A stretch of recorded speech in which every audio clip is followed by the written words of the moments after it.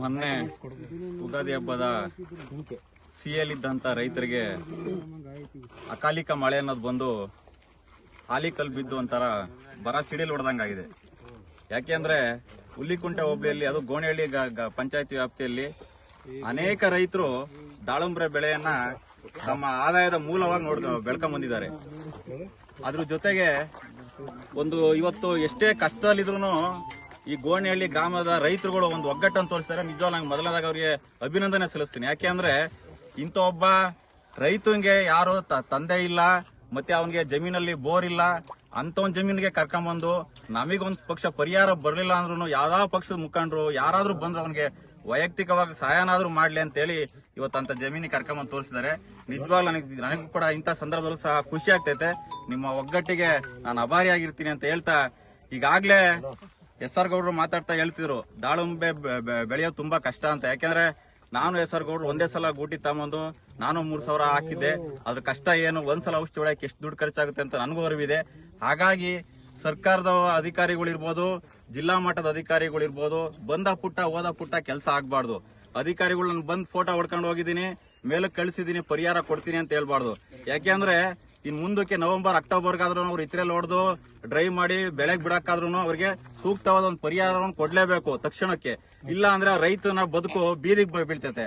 ಯಾಕೆಂದ್ರೆ ಅವನು ಲಕ್ಷಾಂತರ ರೂಪಾಯಿ ಬಂಡವಾಳ ಹಾಕಿ ಈಗಾಗಲೇ ಒಂದ್ ಎಕರೆ 1,000 ಗಿಡ ಬೆಳೆಯಕ್ಕೆ ಕನಿಷ್ಠ ಪಕ್ಷ 4 ರಿಂದ 5 ಲಕ್ಷ 6 ಲಕ್ಷ ರೂಪಾಯಿವರೆಗೂ ಖರ್ಚಾಗುತ್ತೆ. ಯಾಕಂದ್ರೆ ಆ ಗಿಡದ ಮೇಲೆ ದುಂಡಾಣು ರೋಗ ಇರ್ತೈತೆ, ತ್ರಿಪ್ಸ್ ಇರ್ತೈತೆ, ಅನೇಕ ರೋಗಗಳು ಬರ್ತವೆ. ಇವನ್ನೆಲ್ಲ ಹತೋಟಿ ಮಾಡ್ಬೇಕು ಅಂದ್ರೆ ರೈತನಿಗೆ ತುಂಬಾ ಕಷ್ಟ ಐತೆ. ನಾವು ಖುಷಿಯಾಗಿದ್ದು ಹಣ್ಣು ತಿಂದ್ಬಿಡ್ತೀವಿ. ಈ ಹಣ್ಣಿನಲ್ಲಿ ಬೆಳೆಯೋದಕ್ಕೆ ಎಷ್ಟು ಶ್ರಮ ಐತೆ ಅಂದ್ರೆ ನಿಜವಾಗ ಒಬ್ಬ ರೈತರಿಗೆ ಅರ್ಥ ಆಗ್ತೈತೆ. ಹಾಗಾಗಿ ಜಯಚಂದ್ರ ಅವರು ಇದಕ್ಕೆ ಗಮನ ಕೊಟ್ಟು ಜಿಲ್ಲಾಧಿಕಾರಿಗಳಲ್ಲಿ ವಿಶೇಷವಾದ ಪರಿಹಾರ ನಿಧಿ ಇರ್ತೈತೆ,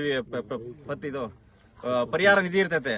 ಹಾಗಾಗಿ ಅವ್ರನ್ನ ಮನವೊಲಿಸಿ ಜಿಲ್ಲಾಧಿಕಾರಿಗಳು ತುಂಬಾ ಒಳ್ಳೆಯವರಿದ್ದಾರೆ. ದಯಮಾಡಿ ನಮ್ಮ ಶಿರಾ ತಾಲೂಕಿನ ರೈತರಿಗೆ ಪರಿಹಾರ ರೂಪದಲ್ಲಿ ಅವ್ರಿಗೆ ಸಹಾಯ ಮಾಡಬೇಕು. ಸಹಾಯ ಮಾಡಿದ್ರೆ ಮಾತ್ರನೇ ರೈತ ಮುಂದಿನ ದಿವಸದಲ್ಲಿ ಬದುಕು ಕಟ್ಕೊಳಕ್ ಸಾಧ್ಯ ಆಗ್ತೈತೆ. ಇಲ್ಲ ಅಂದ್ರೆ ನಾವು ತುಂಬಾ ಕಷ್ಟಪಟ್ಕೊಂಡು ಅವ್ನು ವಿಷ ಕುಡಿಯೋಂತ ಪರಿಸ್ಥಿತಿ ಬರ್ತೈತೆ. ಹಾಗಾಗಿ ನಾನು ಶಾಸಕರಲ್ಲೂ ಸಮೇತ ಇದನ್ನ ಕೇಳ್ಕೊಳ್ತಿದ್ದೀನಿ. ಯಾಕೆಂದ್ರೆ ಶಾಸಕರು ಇವತ್ತೆಲ್ಲೂ ಸಾರ್ವಜನಿಕವಾಗಿ ಕಾಣಿಸ್ಕೊಂತಿಲ್ಲ, ಮತ್ತೆ ಸಾರ್ವಜನಿಕ ಸಭೆಗಳನ್ನ ಮಾಡ್ತಾ ಇಲ್ಲ. ಅವ್ರಿಗೆ ಒಬ್ಬರ ಸಾರ್ವಜನಿಕವಾಗಿ ಭೇಟಿ ಮಾಡಕ್ ಆಗ್ತಿಲ್ಲ. ಅವರು ಅಷ್ಟೇ ಬೆಳಗ್ಗೆ ಬರ್ತಾರೆ, ಸಾಯಂಕಾಲ ಹೋಗ್ತಾರೆ. ಬಂದ ಪುಟ್ಟ ಹೋದ ಪುಟ್ಟ. ಸೆಂಟ್ರಲ್ ಇಂದ ನಮ್ಗೆ ಬರ ಪರಿಹಾರ ತಂಡ ಬರೋರು ಸೇಮ್ ಅದೇ ರೀತಿ ಇವಾಗ್ಲೂ ಮಾಡ್ತಾ ಇದಾರೆ. ದಯಮಾಡಿ ಶಾಸಕರೆಲ್ಲ ಮನವಿ ಮಾಡ್ತೀನಿ, ಈ ಗೋಣಿಹಳ್ಳಿ ರೈತರು ಮತ್ತೆ ದೊಡ್ಡ ಹುಲಿಕುಂಟೆ ಭಾಗದ ಎಲ್ಲಾ ರೈತರಲ್ಲೂ ಮತ್ತೆ ತಡಕ್ಲೂರಲ್ಲೂ ಒಂದು ಪರಂಗಿ ತೋಟಕ್ಕೆ ಹಾನಿಯಾಗಿದೆ. ಯಾರ್ಯಾರಿಗೆ ಹಾನಿ ಆಗಿದೆಯೋ ಅವೆಲ್ಲ ರೈತರಿಗೂ ತೋಟಕ್ಕೆ ತಂಡನ ಕಳಿಸಿ ಅವ್ರಿಗೆಲ್ಲ ಪರಿಹಾರ ಕೊಡಬೇಕು ಅಂತ ಈ ಭಾಗದ ರೈತರ ಪರವಾಗಿ ನಾನು ಒತ್ತಾಯ ಮಾಡ್ತೀನಿ. ಮತ್ತೆ ಕೊಡ್ಲಿಲ್ಲ ಅಂತ ಹೇಳಿದ್ರೆ ಎಸ್.ಆರ್. ಗೌಡ್ರು ಹೇಳಿದ್ರು ನಾವೆಲ್ಲ ಸೇರ್ಕೊಂಡು ಉಗ್ರ ಪ್ರತಿಭಟನೆ ಮಾಡ್ತೀವಿ ಅಂತಾನ. ಯಾವುದೇ ಕಾರಣಕ್ಕೂ ಮುಂದಿನ ದಿವಸಗಳಲ್ಲಿ ಏನಾದ್ರೂ ಇವ್ರಿಗೆ ಬೆಳೆ ಪರಿಹಾರ ಕೊಡ್ಲಿಲ್ಲ ಅಂದ್ರೆ ಈ ತಾಲೂಕಲ್ಲಿರೋ ಯಾವುದೇ ಕೃಷಿ ಅಧಿಕಾರಿಗಳಿರ್ಬೋದು, ಬೇರೆ ಡಿಪಾರ್ಟ್ಮೆಂಟ್ ಅಧಿಕಾರಿಗಳಿರ್ಬೋದು, ಅವ್ರನ್ನ ಯಾರನ್ನು ಓಡಾಡಕ್ ಸಮೇತ ಬಿಡಲ್ಲ.